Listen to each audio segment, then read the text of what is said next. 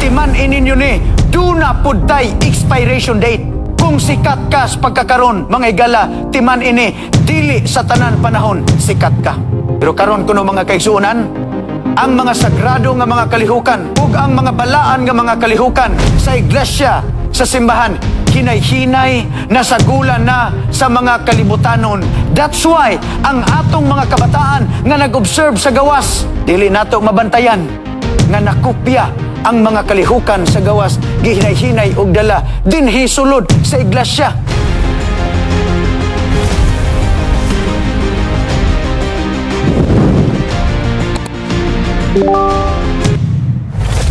Lain nga hutong sa sugilanon ang atong isgutan karon nga gabi. Usa ka sugilanon sa usa ka tawo, di nang iya nga kinabuhi mga higala padulong nas pagkasalop. Ang iyang pagkabantugan nag-anam na og kahupas. Ang iyang mga kasinatian nga nailas mga tao nag-anam-anam na og kasalop. Nag-anam na og kasaup, nag-anam na og talikod sa kalibutan. Buot sa mga tao nga siya pulihan na, kay tigulang na siya, senior citizen na siya. Ato kining tukion, ato kining tunan mga higala. Mao nga, kung doon na kamoy mga Biblia, sa inyo nga mga panimalay, akong ikalipay nga inyo kining itakin. Diha, sa ato karon nga pagtuon, aron makumpara ninyo ang mga sugilanon ng mga teksto nga ato karon pagisgutan o ato nga basahon, mga higalag, mga kaigsunan, kay importante kaayo nga inyo gyud mismo mabasa diha sa balaan nga kasulatan ang mga puntog, mga pagtulunan nga atong pagahisgutan karon. Kini nga pulong, look, you are old. Naanis Biblia. Gisulti ni sa usa ka sulugon sa Ginoo, mga kaigsunan. Kung si kinsa man na siya, ato ning isgutan karon. Pero nasayod ko nga duna na kamoy idea kung si kinsa kini nga propeta, kung si kinsa kini siya nga maghuhukom. Kini siya nga sugilanon mga kaigsunan, nagsugod nga hilabihan kanindot. Ang iya nga sugilanon hilabihan katahom. Apan niabot nga ning sangko siya, nining higayuna, diin ang mga tao, mga kaigsunan, buot na siya nga pulihan, o buot na siya nga ilisan, diha sa iya nga pagka-propeta, pagkasulugon, o pagkaminsahiro sa Ginoo. Doon ay gitawag og the encounter of the waters, or the meeting of the waters, mga kaigsunan. Usan ni siya ka-phenomenon, diin, duha kadagko nga mga sapa nga nagtapad mga kaigsuunan, pag-abot sa unahan, nag-abot sila. Ang usa, lubog ang tubig. Ang usa, tinaw og tubig. Pero matingala ka, nga sa dihang nag-abot ni sila pag-abot didtos unahan. 6 ka kilometro, wala magsagol ang lubog ug ang tinaw nga tubig. Pero human sa 6 ka kilometro, didto na sila nagsagol. Hangtod nga niabot sila ngadtos usara nila nga padulngan. Pero katingalahan kaayo, nga in 6 kilometers, these two rivers who run side by side without mixing for at least 6 kilometers, wala magkasagol ang lubog. Okay? Sa Amazon River ug ang Negro River, mga kaigsunan, ang lubog nga tubig ug ang tinaw nga tubig. Tingala no, wala magkasagol 6 kilometers. Pero human sa 6 kilometers, of course, nagkasagol na sila. Ang explanation, mga kaigsunan, tungod kay managkalahi og density ang tubig. Okay? Pero after 6 kilometers, nagsagol rapod ni sila. Well, mga higala, observe. Timan ini, that a similar phenomenon also occurs in the religious realm or in the church, mga kaigsunan. Why? Because for time tends to merge religion with the secular world. Na ako no, nga ang mga pagtudlo nga binalaan, hinay-hinay siyang nasagulan sa mga pagtudlo nga naas kalibutan. Ang mga balaan nga mga butang, ang mga balaan nga mga pagtudlo, ang mga balaan nga mga kalihukan, hinay-hinay siyang nasagulan sa mga kalibutanon, mga secular ug mga common nga mga butang mga kaigsuonan. Maunay ato nga bantayan. Kay kini mortal kaayo ni nga sayop sa mga tao, ilabi na kaniadto sa balaan nga kasulatan ug sa kasaysayan sa daan nga tugon.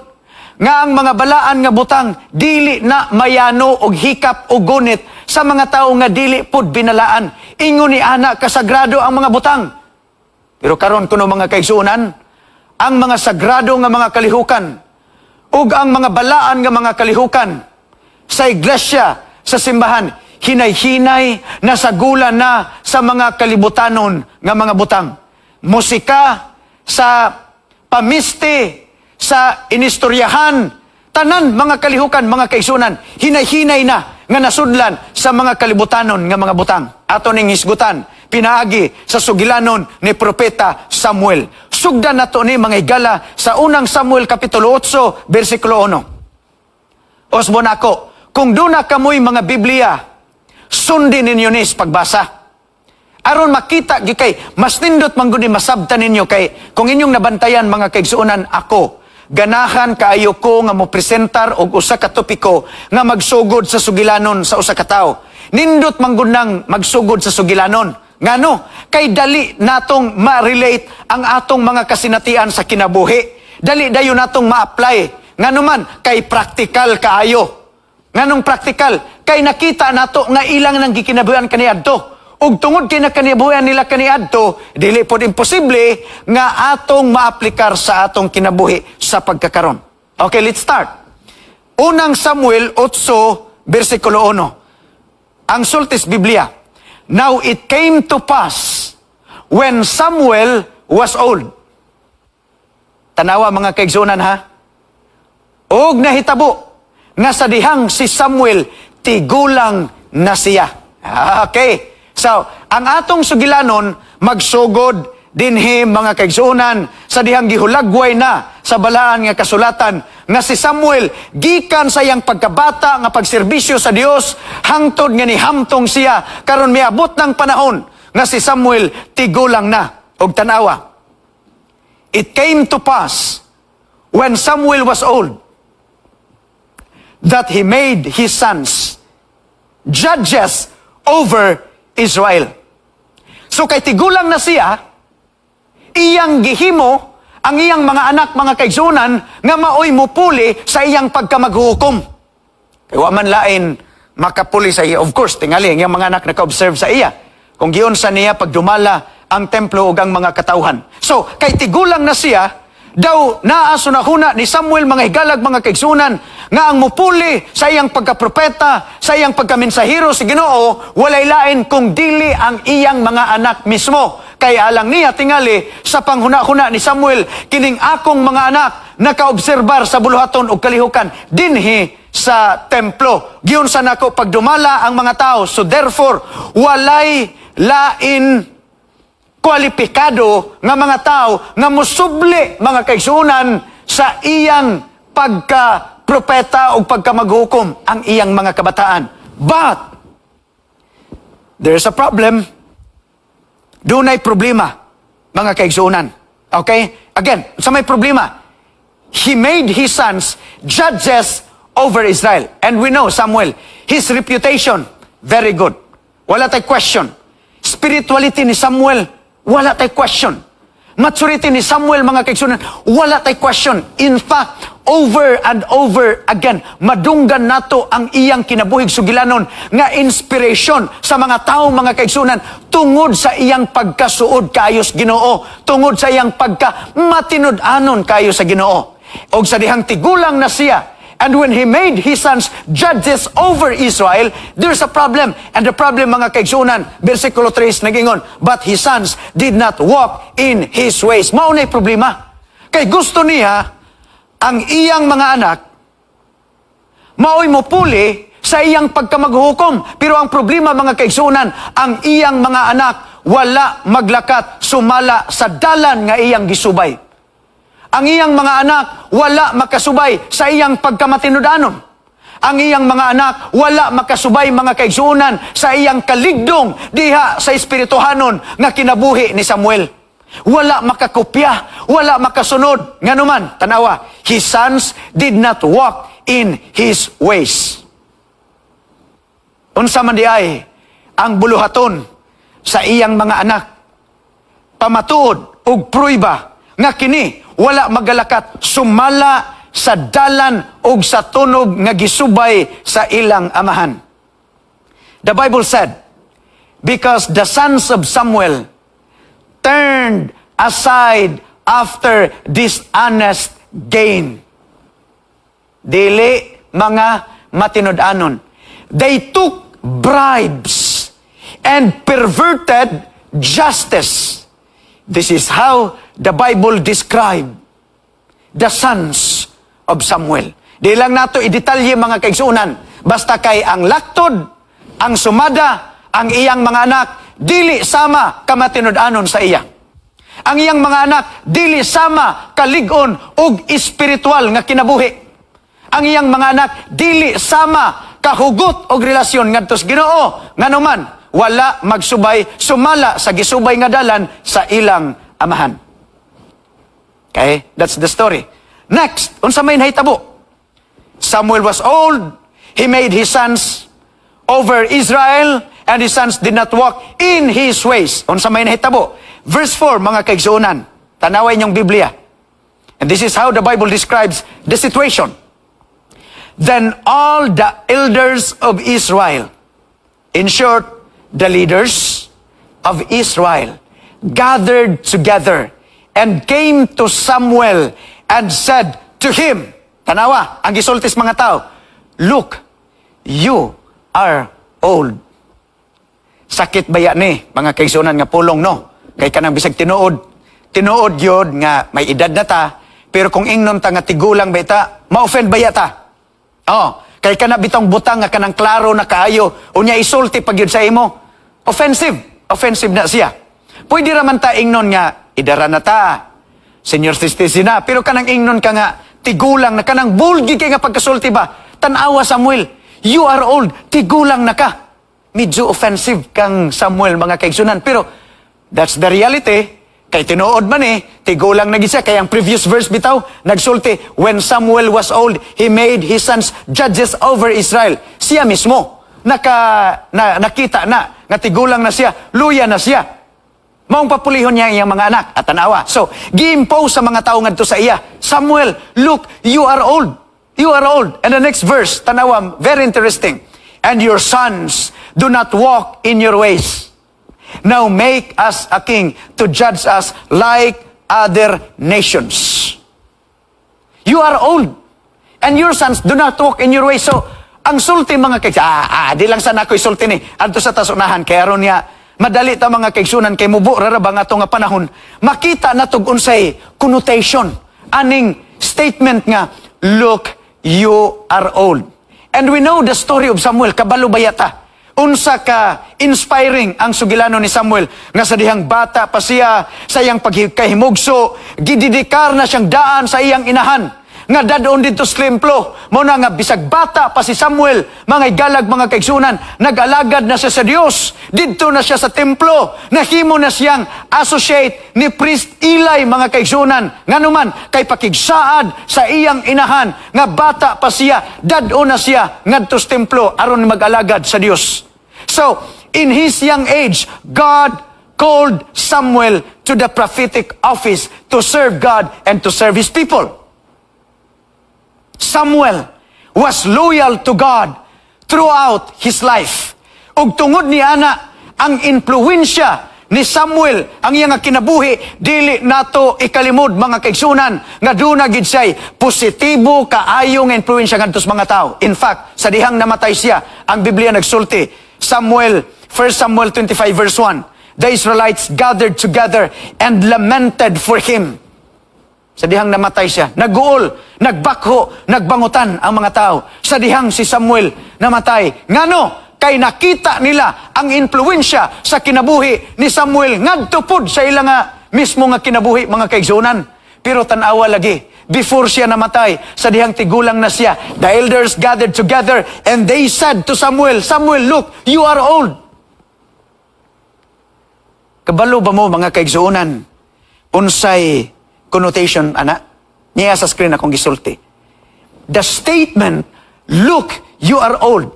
It is a statement that have some negative connotation. And the connotation is the needing to be replaced of Prophet Samuel. Maoy buot nilang ipasabot. Tanawa, tigulang na ka. So ang laktod pagkasulti mga kaigsuunan, gusto na nilang pulihan kinsa? Si Samuel. Ngano? Kay tigulang na siya. Tigulang na siya. So, the leaders of Israelite were actually saying, mao ni ang murag gusto nilang isulti ba? You might still be in good health, but we want to replace you. Awa ha?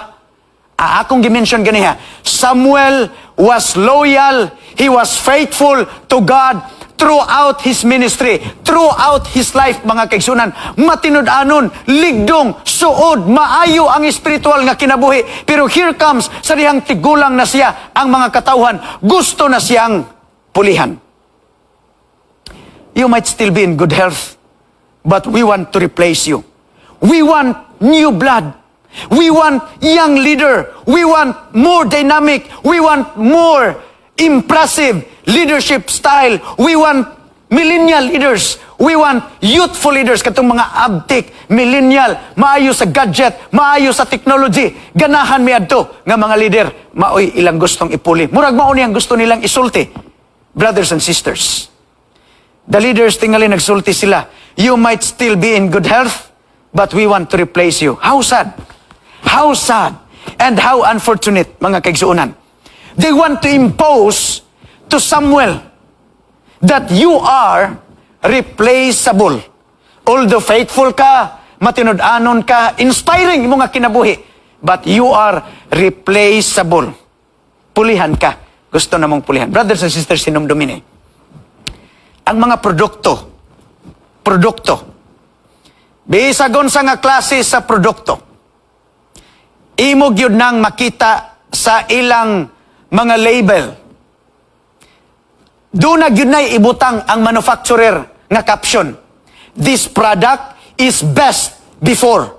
So, maayo lang ni nga produkto, hangtod aning pitsaha. Naapoy mga produkto, mga kaigsunan nga caption, use by, i-consume ni, gamitan ni, hangtod ra aning pitsaha. Kay kung mulapas na, mga kaigsunan, dili na sama ni anak kanindot ang iyang quality. Number 3, na ay ingnon nga, sell by, ibaligya ni, hangtod dining mga pitsaha. Naapoy mga produkto nga nakasulat, expires on. Ma-expire ning produkto ha, hangtod aning pitsaha. Ma-expire ni siya, hangtod aning tuiga ba, or bulana. Kay kung imo nang gamiton, ang tambal nga expired na, dili na na-effective. Posible, madaot pa ka. Produkto, expire na, dilata, expire na, imo gyapong gikaon, magsakit imo nga tiyan, magka-diarrhea ka, daot ka, laktod pagkasulti, walay produkto nga mulungtad ug dugay mga kaigsunan, kasagaran sa mga produkto, do nagyoy expiration date. And this is the same, exactly with human beings. Because we, as human beings, also have an expiration date, timan ini. Kita, nga mga tao, mga higalag, mga kaigsunan, timan ini nyo ni, do na pudtay expiration date. Ang atong kinabuhi, dunay expiration date. Ang atong edad, mga higala, dunay expiration date. Kay dili magpabilin ka, nga prisko ug labas kanunay ang imo nga kinabuhi. Muabot yun ang higayon, diin, mutigulang ta, mo padung sa pagkasalop ang ato nga kinabuhi dinhi sa yuta. Ang pasabot nako, kung sikat ka sa pagkakaron, mga higala, timan ini, dili sa tanan panahon, sikat ka. Kung inilakas mga tao, hinumdumini, nga dili sa tanan panahon, ilado ka sa mga tao. Presidente ka, naglingkod ka sa usa ka posisyon karon, timan ini dili sa tanan nga panahon maglingkod ka sa sama nga posisyon kay moabot ang higayon nga dunay gitaw nga mopuli sa imo diha nga posisyon. Walay butang nga permanente sa yuta, mga kaigsuonan. Mao nga importante kayong magpailob ta. Importante kayong mayo tag relasyon sa mga tao. Dili ta manghambog, dili ta magpasigarbo, unsay atong nakabot, unsay atong posisyon. Nganuman, dili na magpabilin sa imo, mga kaigsuonan. Kay kung sikat karon, posible pila ka tuig gikan karon, mukupas na ang imong pagkasikat. We human beings, we have expiration date. Labay ta nining yuta. Mutalikod ta dinhi sa yuta. Pero timan mga higala og mga kaigsuonan, ma-expire man ang atong kinabuhi. Ma-expire man ang atong katuigan.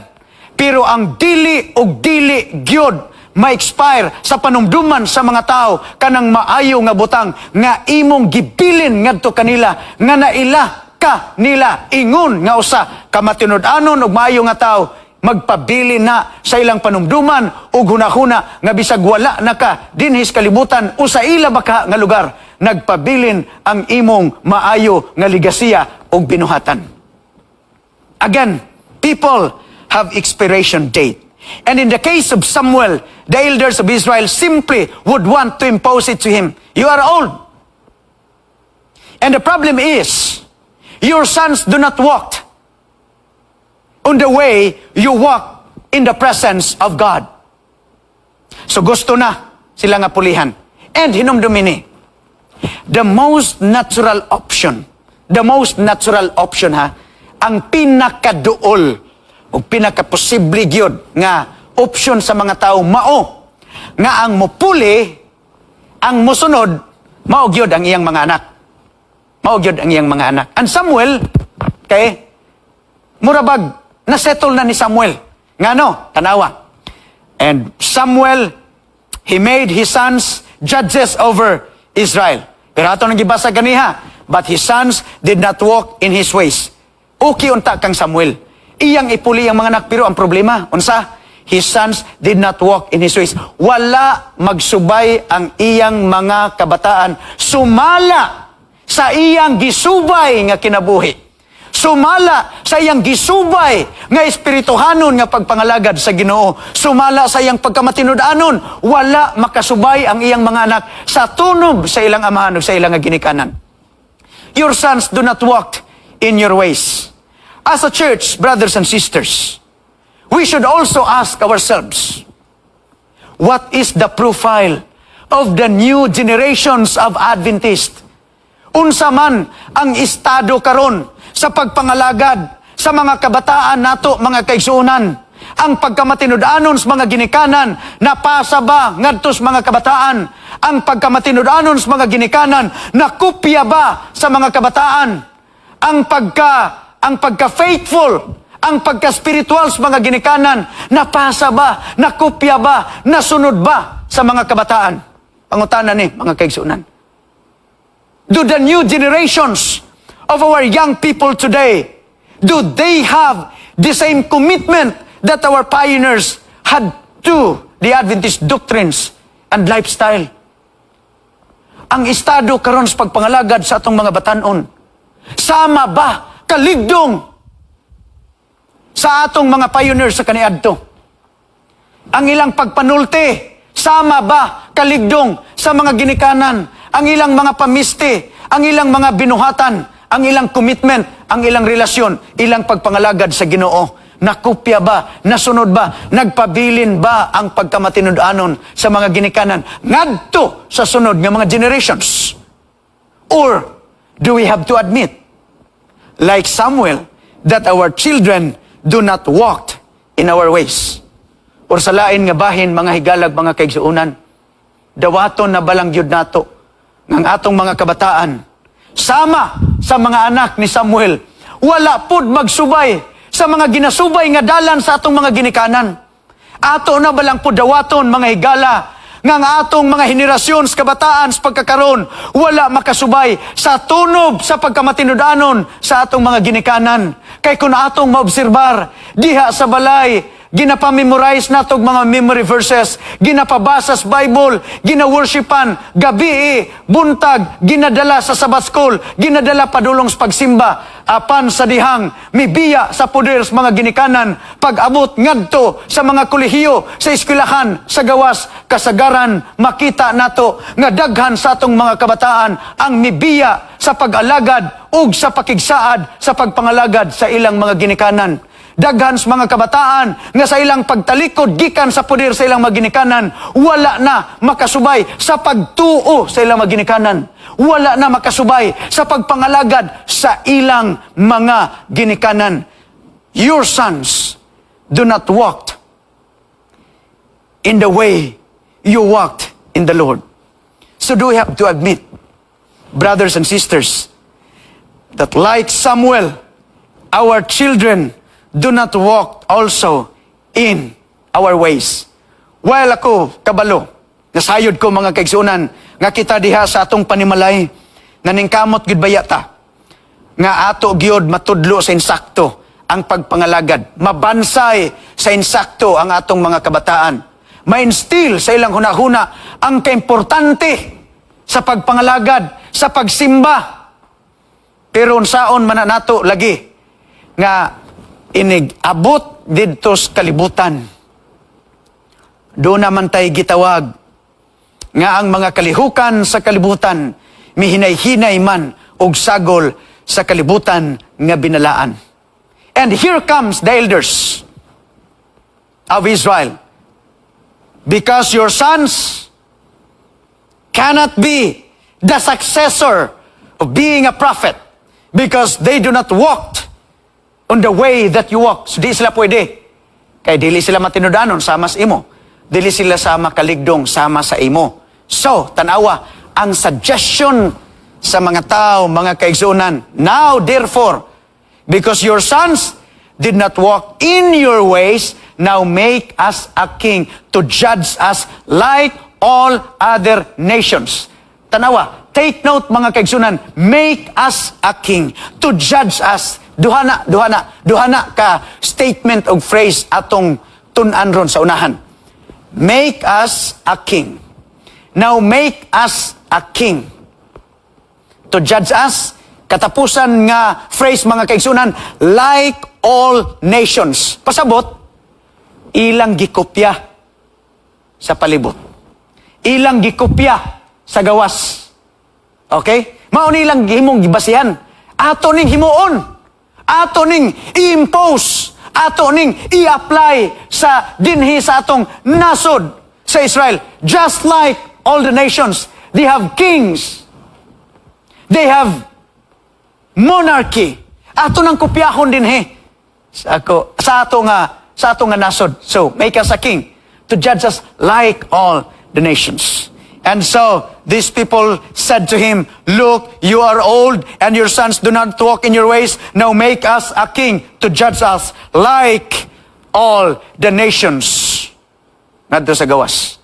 Doon ay tulok hinungdan mga kaigsunan ng mga higala. Nga kining mga tawhana, nagdemand og hari. Tulo ka mga hinungdan. Nga kining mga tawhana, nagdemand og hari. Number one, because Samuel is old. Muna una, nginungdan. Tagay mig hari kay wala naman may judge, wala na may prophet. Anya mong anak di man pwede. So, tagay na lang may og kanang hari. Samuel is old. Number two, Samuel's son do not walk in his ways. Pwede ra unta, naimupuli nga pagka-propeta, naimupuli nga pagka-judge, pero kay saon man ang imong mga anak, dili man sama nimo kaligdom. Imong mga anak, dili man sama nimo ka matinudanon. So, dili sila pwede niining prophetic office. Nalimot ng mga tawhana, mga kaigsunan, nga ang prophetic office kabubuto na og mando nas Ginoo. Sila na mag-impose sa ilang kaugalingon. And number three reason, mga kaigsunan, is they need a king to judge them like all the nations. Okay? They need a king to judge them like all the nations. So, mauni, you are old. And like all nations, give us a king. Mga kaigsunan, we're coming to kanabang the practical application of what we have studied in that area of the life of Samuel. Tanawa ha, akong balikan ang pulong nga gigamit nila. Like all nations. Tanawa, usbon ako, give us a king to judge us like all other nations. So, naka-observe sila sa gawas. Nakakopya sila sa gawas. Nakanotisya sila sa gawas nga mauni ang paagi sa ilang pang gobyerno. And you know what, mga kaigsunan? The reason why these people don't have a king, it's because God is their king. Dili naunta sila magkinahanglan pa og hari sa gawas nganuman kay ang Dios na mismo maoy ilang hari. Ang Dios na mismo maoy ilang leader, maoy nangulo sa ila. Mga kaigsunan, doon nalay propeta aron maoy mo deliver sa message nga gikan sa Ginoo. But in fact, nganong walay ingnon ta tao nga naghari sa ila tungod kay ang Dios mismo mao ang ilang hari. Tanawa karon, make us a judge like all the nations. Brothers and sisters, you know what? Si Leroy Fromm, usa ni siya ka theologian and writer sa Seventh-day Adventist. Matod pa niya. While the church, taway ang term ha, while the church is evangelizing the world is secularizing the church. Grabe no? Nga samtang ang iglesia ug ang simbahan iyang gi-evangelize ang kalibutan, iyang gikabig ug gidani ang kalibutan. Ang problema kay salain nga bahin ang kalibutan, mga kaigsunan, iya pod nga gi-evangelize ang ato nga simbahan. Iyang dili gi-evangelize, iyang gi-secularize ang ato nga simbahan. Usbon ako, while the church is evangelizing the world is secularizing the church. Mauna nga ang akong illustration kaganiha sa introduction, mga kaigsunan, there was a merging and a mixing of the two rivers, the Amazon and the Negro River. Nagsagol pag-abot dito sa unahan. Moabot ang higayon o gani karon hinay-hinay na natong na-observe, mga kaigsunan o mga higala nga ang mga kalibutan nga mga kalihukan nag-anam-anam na siya ug influensya sa mga kalihukan nga balaan diha sulod sa tong iglesia. That's why ang atong mga kabataan nga nag-observe sa gawas, daghan na kaayog mga question, daghang mga pangutana ug usahay dili nato mabantayan nga nakopya ang mga kalihukan sa gawas, gihinay-hinay og dala dinhi sulod sa iglesia. And we must be very careful with those activities, brothers and sisters. Si Jack Iliol sa iyang libro, The Subversion of Christianity, mingon, how has it come about that the development of Christianity and the church has given birth to a society, a civilization, a culture, a generation that is completely opposite with what we read from the Bible. Kasubo no? Nga ang ato kuno karon nga henerasyon, murag sukwahi na gyud kaysa mga henerasyon nga gitudlo diha sa Biblia. Brothers and sisters, is it possible that Christianity is already in a post-Christian period? I don't think so, mga kaigsuunan. Or is it possible that the Adventism itself is already in the post-Adventist period? Moingon nga, kay moderno naman ta. Mao na ni ato na ning i-integrate sa atong mga church activity. I-integrate na to ni dinhi sa kalihukan sa atong simbahan. Bantayan nato, mga kaigsuunan. Okay? Kay usbon nako, ang sagrado, ang balaan, ang sa kalibutan, iya nas kalibutan. Dili na nato sagulon, mga kaigsunan. Kay kung sagulon na nato, hinay-hinay na nga mosulod ang mga kalihukan nga dili binalaan ngadto sa atong iglesia, sa atong simbahan. Well, the Seventh-day Adventist Church has a well-grounded biblical doctrine and a well-defined biblical principle. And the church has sets of fundamental beliefs. The problem, brothers and sisters, is not with the doctrine. And the problem is not with the principle. But the problem is with the lack of personal commitment to those doctrines and principles. Ang problema, dili man ang atong nga mga pagtudlo. Ang problema, dili ang mga prinsipyo sa pagtudlo diha sa atong iglesia ug sa balaan nga kasulatan. Ang problema, diha sa kakulang sa atong pundasyon, diha sa prinsipyo sa pagtudlo sa Ginoo. Kining the Leaning Tower of Pisa, mga kaigsuonan, nagtakilid. Kabalo ba mo kung sa hinungdan nganong nagtakilid na siya? Dugay baya kayo gid ni siya nagamit. 200 katuig. Una pa nagamit. Perting dugaya. Ngano? Kay gihunungan. Nganong gihunungan? Kay humok man ang yuta. Unya dili pwede nga patasan nilag maayo kay mutakilid man. Karon naka-decide sila.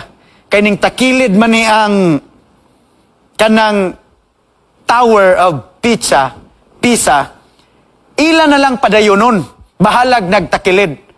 Karon nahimo na ni siyang attraction, mga kaigsuonan, kining Leaning Tower. Pero ang hinungdan gyud, nganong ni-action ni siyang takilid, ni-action siyang kanang baharag, ni-action siyang handag, tungod kay humok ang yuta nga gitindugan sa mao nga tower. Humok ang gitindugan sa mao nga building, mga kaigsuonan ug mga higala. And as the Leaning Tower of Pisa is in danger of toppling down because it was built on a soft and clayey terrain, the spiritual life of many professing Christians may also collapse under the impact of the ideological storms of the last days. Mga kaigsuonan ug mga higala, ang atong pagpangalagad o ang Kristohano nato nga kinabuhi, posible mo baharag, posible pod nga motakilid, posible pod nga hangtod yun nga tos pagkapukan. Ngano? Kay humok ang atong pundasyon. Humok ang atong gitindugan sa atong pagpangalagad. Walay sakto nga gilawmon, walay sakto nga pundasyon, walay sakto nga kalig-on. Ngano? Kay wala nakaayo ta mo gahin sa pagpalig-on sa atong Kristohanon nga pagpangalagad gikan sa pagbasa sa balaan nga kasulatan. And we need to ground ourselves on the immovable foundation of the Word of God. Kay walay lain kalig-on, mga kaigsuonan dinis kalibutan nga mopalig-on sa atong kinabuhi, maurag yun ang pulong sa Ginoo. Walay lain magpalig-on sa atong relasyon sa Dios, ang pulong ras Ginoo. Walay lain nga mopalig-on sa atong espirituhanon nga kinabuhi, ang pulong ra sa Dios gikan sa balaan kasulatan. Munang mahibulong ka, mga wali sa YouTube o Facebook, gamay ra kay mananaw. Mag-live ta og sermon presentation. Mag-live ta pulong sa Ginoo, gamay ra gid kayo mo tan-aw. Maglisod ta og gathers mga tao sa social media, basta ang atong hisgutan kining pulong sa Dios. Pilaray mo tan-aw, pilaray views, pilaray mga shares, pilaray likes, pero tan-awa na ang uban. Nagsulot lang og duster nga nipis. Naglaba-laba diha 20 million views. Naghugas-hugas lang sa sakyanan, nagsulob og nipis nga duster. Daghan kayo og views, million og views. Kana nagsulti, mga kaigsunan og mga higala, nga ang influensyas mga tao karon ilabinas atong mga batanon naa sa kalingawan, inay ngadto sa pulong sa Dios. Mauna nga pag-abot sa circumstances kinabuhi, huyang ngano kay kulang og pundasyon gikan sa balaan nga kasulatan.